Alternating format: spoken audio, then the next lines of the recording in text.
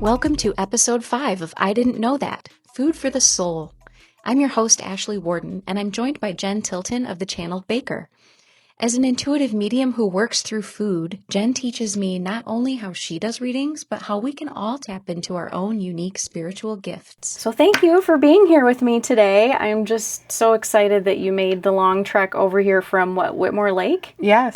So tell me what you do. I know that's such a generic question, but what is an intuitive cook? What exactly is your title, and how does that work? Yeah. What is it? I've basically have merged both my gifts. So I've been a professional pastry chef for over 20 years in Metro Detroit. And then in addition, I had the gift of mediumship. I didn't know I had the gift of mediumship, but I had it since the age of 5. How did you discover that? That's a long story, but I basically went to a session by Carol Galentine. It's right here in Jackson. I've been to one of her sessions too, a sound healing session. It was a personal. Michelle, my sister, couldn't go to the appointment. Long story short, she asked me to go in, and in that session, Carol was like, "Hey, why don't you check out this weekend? They're doing a thing about mediumship." At that time, I was so into astrology and all things energy and just watching the Tyler and the Teresa and Long Island Medium. I was already invested in that. So I was like, oh, well, this would be cool. Just not knowing. So when I went to that weekend, that's when I had awareness, this is what this was all these years. Oh my gosh. So it just kind of connected everything for me. Yeah, that light bulb moment. Yeah. So what happened as I grew into, I cook for people, professionally. The gift of mediumship revealed itself through food. I learned that I could channel a general message to someone based off the food they're eating, what they've been kind of fixated on, you could say. Yeah. Have you ever ate something for a week and you're binging on it for a week? Yes. Okay, so this is something, and yes, for me too, but this is something my daughter she will eat mozzarella sticks and nothing but mozzarella sticks for a week straight. And then she'll be on chicken tenders. And then, so that is, yes, the hyperfixation thing. Mm-hmm. I totally get that. And I basically make a bridge. So I kind of say okay, well, that's what's going on. Okay, so I kind of take that and I just channel in of what's really going on within you. It's like a brief snapshot moment. And I call it a channel message. Mm-hmm. And it's really just coming in and just kind of sitting with what do you need right now in this moment to help you move the needle? And we move forward. But yeah, so now I do channeled recipes where people will send me a recipe and I will sit with it, invite their loved ones who wants to come through, and I will start doing the recipe. And they'll guide me. They'll say, no, we're not doing that. Add more of this. Oh, wow. Totally involved in the recipe. And yeah. I create it. And I write about that on Substack. But primarily, I like doing Sunday suppers. That's where we gather around the table. And at the table, I always ask, I always have a word. So I say, what would joy taste like? And everyone will go around the table saying oh, Jenn, I think it tastes like this. And I'm like, okay. And I give them a little message. Because it's something that it means something to them. If I were to tell you joy for me tastes like lemon bars, what does that mean about me? Well, first of all, lemon bars are delicious. Yeah, they're like sunshine. The biggest thing is you have a foundation within you, right? Mm-hmm. Which we can call beliefs, we can call stories. One of the loudest things is about believing in yourself. What stories you have about your belief and what you're capable of and what are you moving past? What are you afraid of? The fears, confronting fears and blending it to come together like a bar. You have a foundation, right? But you have that filling. Those are going to be your experiences, your stories, relationships, friendships, everything around. Mm-hmm. All that needs to come together. If there's something within you that you don't believe, A, you're worthy of, A, or B, you're capable of, and it's just time. You really want to embrace the good stuff. You really want it to be this fullness, right? There's something within there about that needs to go. So lemons are purification. There needs to I use lemon oil for cleaning a lot. So, yeah. So lemon in general is about purification, releasing, embracing. Okay. And you have to, lemons, you have to squeeze something, get the juice, yes. Get the goodness, right? Yeah. So that's the condensing, that's the blending, that's the, coming together and releasing. So you can really step into something like your next version of yourself. Yeah, that really gives me a lot to think about. I actually bought a shadow work journal a couple months ago, and I haven't worked in it a lot, but I've been doing a lot of research lately about shadow work. And I mean, I've always been a spiritual person in general. Like, I was one of the weird kids that would make mud pies and potions in the backyard. And I really believed that if I concentrated enough, I could make the wind blow in certain directions. And people are like, do you really think that's real? Yes. 1,000% it is real. Everything is connected and everything is energy. So, yeah. You know, I've learned in my spiritual journey, I grew up as a Christian, grew into more spirituality. Mm-hmm. And I realized a lot of terms that both categories will use are the same intention. It is. It really is. Yeah. And I think that's the most important thing, is just understanding the intention and understanding, like, what is that quiet voice saying? Mm-hmm. Label it however you want. Right. So you say the word intention a lot. So I really believe that when I make something and I say love is the secret ingredient, that's true. It really is, because I think whatever intention you have when you're making that food and serving it to somebody, you're transferring that energy to them. 100%. So, I mean, how does that work for people when they're using certain recipes, or they had a bad day and they're making something for themselves? How would you recommend? Well, the bad day is kind of fun. I say that because when you're creating, or you just have to put something together and you just like, all right, I'll just do this, it doesn't hit as much. Yeah. It's kind of like, I'm just not interested. I don't even want it anymore. Yeah. Right? Yeah. But when you're fully immersed, like, in the experience, like, it can be a form of meditation. So can you just, like, chill and just chop or stir, or just totally be within yourself in your present moment? And that's the moment of, like, love and its pureness, but it's just peace. It's about hitting that pause button and just coming back to yourself, right? And how often do we do that? I know, hardly. Like, I lose sight in that too. So Yeah. It's like I'm just as guilty for yeah, that. we all are. Walk me through what happens during one of your channel dinners or sessions, like your Sunday dinner. How does that all work? Do you take reservations? Where do you do this? Like, I'm so curious about that. How do people hire you for this? I have created a really cool community where people have followed me on social media, and I will post there, and I have it on my website. I just changed it recently where I want it to be more of a potluck style, meaning we all contribute, we all bring something to the table, but the same experiences happen like Sunday supper. Okay. The intention of us getting together, the slowing, the pausing, and just really being present.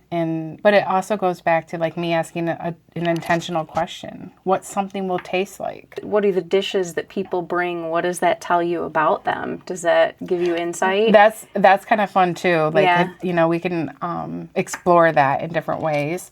So I have my upcoming one, I think it's September, is my next one. So that'll be my first, like, official, like, launch for the new program. Yeah. So that's exciting. it's going to be exciting just to see Yeah. it come together and really understand. Because before I would cook everything. What's the most amazing thing you've ever had happen in one of these sessions, or the most memorable? Like, I just had recently at a pop-up cafe, because I do pop-up cafes as well. Once a month, people host me in their homes. And just recently, last month, someone came and they're like, what is the channel baker? What is that? What is that? They're just really questioning Like I me. was. Yeah. And it's what do you do? confusing, right? It's if you don't know, and it's totally fun. So I, in that moment, was like, hey, what does joy taste like? And they were like, oh, this. And I'm like, great. So I just, like, I'm making lattes, mind you. Place was filled. I'm making lattes, and I'm like, all right, well, this is what's going on. And I just spewed out the message to her. In that moment, she just dropped. She was like, mouth dropped, like dumbfounded, like that. And I'm like, that's the channel baker experience. It just comes through you. I can tell it's not rehearsed, and it's not. No, you can't rehearse it. And don't ask me to remember it, too, because that's just out the window, too. Yeah. First and foremost, I talk through with call it my spiritual team, my loved ones. I talk through them because if I don't have permission to talk to their loved ones or to even speak, I think it's against privacy. For me, like, in that moment, I just allowed my team to speak to me, to say this is what she needs right now. For the best way to describe, like, when I get stuff is it feels like a random idea. So you build that muscle, but a lot of it just comes to me like a thought. Do you think every human is capable of this, or are there some, I mean, obviously some are more in tune with it like you, but do you think everybody has the ability to train that in themselves? Absolutely. Yeah. We all have spiritual gifts. How do we do it? Get curious. Yeah. What draws you? What connects you? What are you curious about? And just follow that. The little voice, the quiet voice is the one thing I can say. If you hear that little nudge, like, I shouldn't do this, but you push through it and you're like, nope, I need to do this, da, da, da. Sometimes that little that voice, if you can really get good in hearing it, it will guide you exactly what you need to do. Yeah. But there's so many other spiritual gifts. You can get visions. You can see auras. You can see, hear stuff, smell stuff. You're in a room and you randomly smell, like, let's say cigarette smoke or something. Yes. I get that all the time. Yeah. Every once in a while I smell like cologne that's not there, or oranges. That's one thing that I've smelled a lot before that's not there. And I'm thinking, okay, what is the universe trying to tell me? Yeah.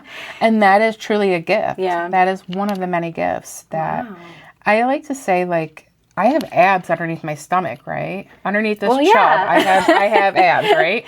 But I would have to exercise that muscle in order for it to be seen. Yeah, that makes sense. It's the same concept. Okay, so what's a simple exercise somebody can try next time they're cooking to strengthen that? How do they exercise that while they're cooking? All right, so it would be seasoning when you want to season. Okay. And you're like, oh, I feel like I should add this. And you just kind of like wing it. Which is what I always do. So as you're winging it, listen to the pause and you're like, all right, that's enough. That's kind of the little prompt. Okay. Or like you add vanilla when you're baking. You literally measure it until you're like, that's good. My kids and I joke all the time. We measure things with love. Yes. We don't, my husband Dennis will be like, oh my gosh, that meal was so amazing. How did you make it? I'm like, I don't know. I feel like food is one of the universal languages we all understand. Yes. And we don't always have to have the same language to speak. We can smile at each other and say, like, that's good. Yeah. Or you're like making a crazy face, like, what was that? And no words have to be spoken, right? Yeah. But one thing that's common is that we all gather around. Do you ever watch Somebody Feed Phil on Netflix? No. Oh, I love that. Do you have Netflix? Yeah. You should definitely watch that show. He travels the world and tries all these different foods from different places, but he also like immerses himself in the culture and gets to know how they make the food. And he goes into people's homes and learns about their ancestry. And that's actually one of the inspirations behind this podcast, is like learning just about how different people do things. I've been thinking a lot about that language barrier lately too, is how the human made up language is, even though there's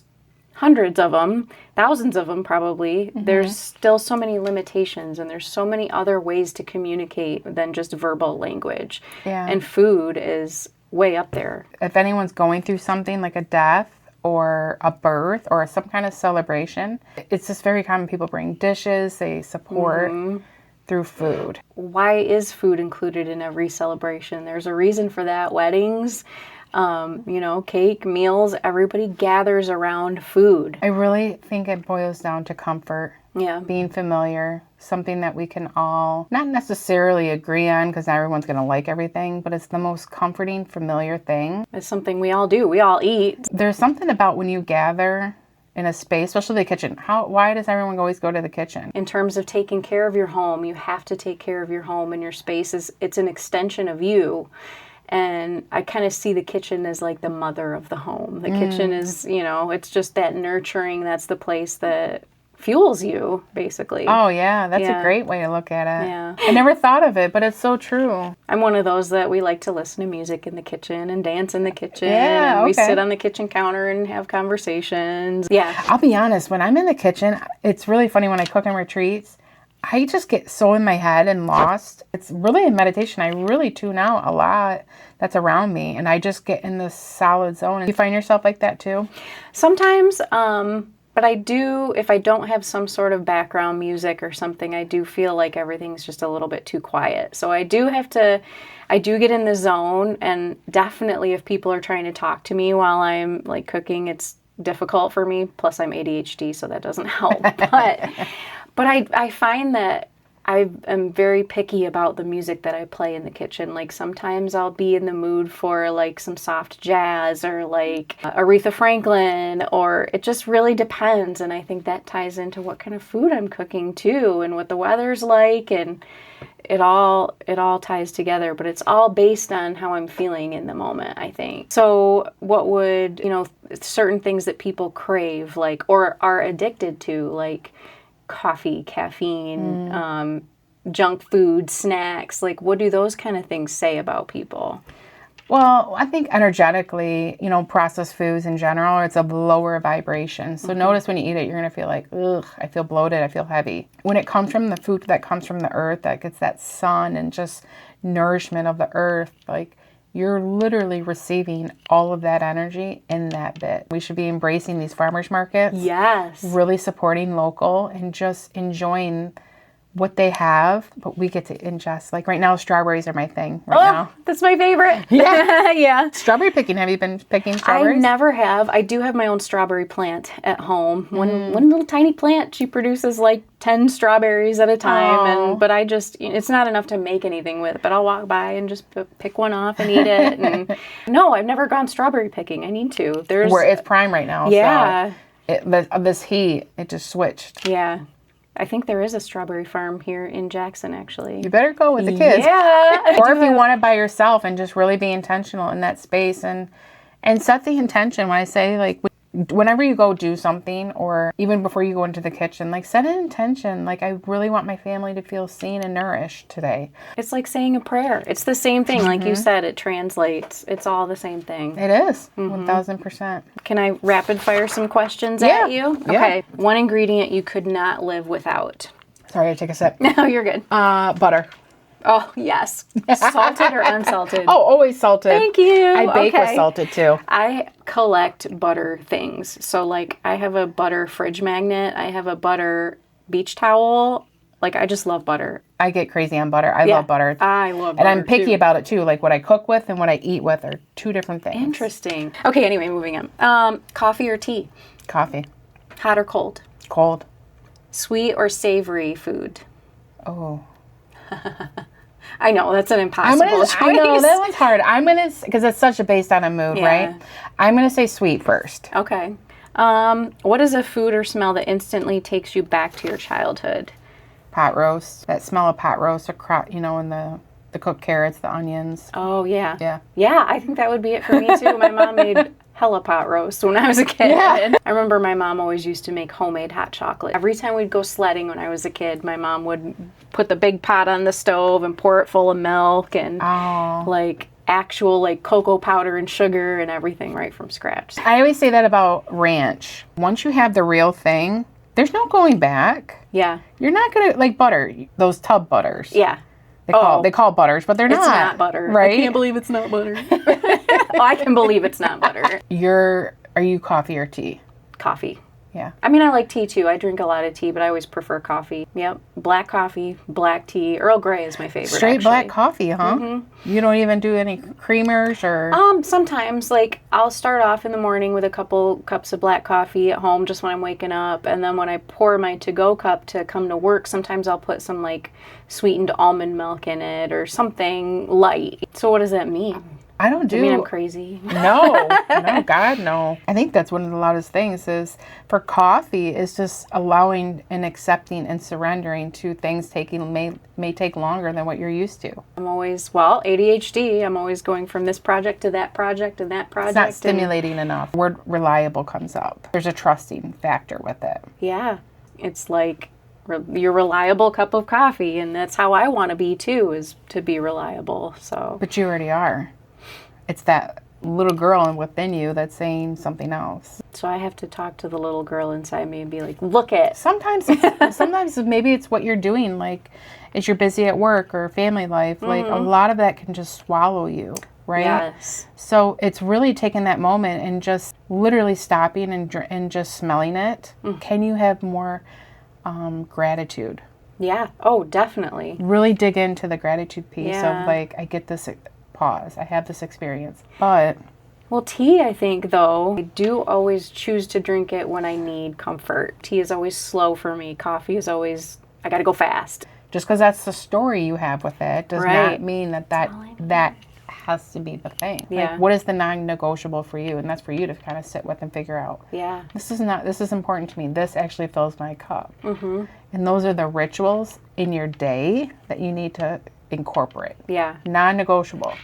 Which means setting boundaries, which is something I have a hard time with. Oh, boundaries. Is that that's a whole nother Oh my episode. gosh, we all struggle with those. No, let's not go down that rabbit hole. Yeah. And I think that's part of self-discovery and that Yes. self-evolution. Yeah. Oh, definitely. You earn the boundaries by going through life experiences and saying this no longer works for me. I've seen things too that say set boundaries or cut off things that no longer serve you. But I don't know if that's really truly what I want to do, because I don't want to go through life just thinking about what serves me. I want to serve other people too, but you just have to find the balance. Let me give you a good example for that. You have a plant and you're watering it. It's serving it, right? Mm-hmm. But you go there twice a day watering it. Don't you think it's only good for like maybe once a week? Yeah. Boundaries can be something so Yeah. slight. I like to retreat. I always like to withdraw at the end of the day and just have my own space and I really need to just kind of be in my own little world. Alone time. Yes, me too. It's so important. So that's literally, when I read that in my human design, I was like, okay, I don't feel bad about that, because I used to feel guilty or bad. Yeah. Nope, not anymore. I would encourage you to look it up. And I know a couple people that teach it and really go deep with it too. So if you ever need a reference, I'm happy to share them. Have them maybe on your podcast. Yeah. Human design. Oh my gosh. I know I have a lot to learn from you. I think there's, that's one of the things as I'm stepping into, food and mediumship. And it's so new, and it's not new, but it's new, like a new topic for me to talk about and bring awareness to. Like with the lemon bars, for me, that was my jaw dropping. It makes total sense. Yeah. 1000%.